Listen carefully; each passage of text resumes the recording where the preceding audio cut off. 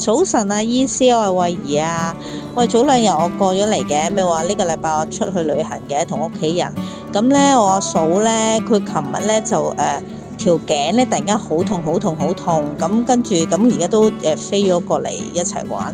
咁但係咧，佢食咗止痛藥啦，打咗針啦，都仲係唔係好掂，同埋想嘔喎。你得唔得閒啊？可唔可以幫手咧治療一下佢啊？唔好意思啊，打攪住你。阿嫂佢今朝咧又痛到嘔咗添啊，又爆晒微絲血管喎。咁你而家方唔方便視像傾下定係點啊？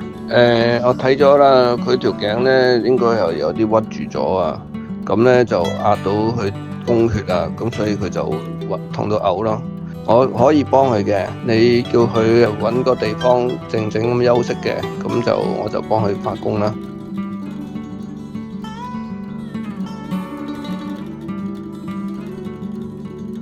你好啊，曾醫師，好多謝你啊！今日其實我嚟去旅行之前已經睇咗醫生，我個條頸咧，個頸椎位咧一路都好痛好痛，咁一路食藥食咗幾日咧都好辛苦，甚至乎咧已經係痛到嘔啊，同埋個頭痛啊，非常之辛苦。後尾今次同埋我弟婦同埋我啲屋企人一齊嚟呢度日本旅行啦，咁其實呢幾日我都好痛苦。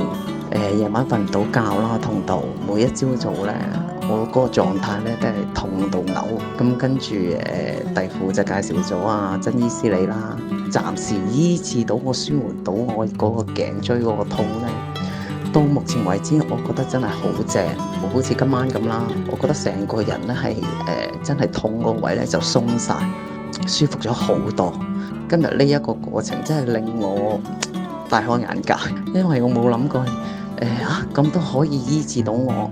因為嗰刻我弟婦同我講嗰陣時話，阿曾醫師你即係唔需要面對面都可以醫治到我嗰個痛楚咧。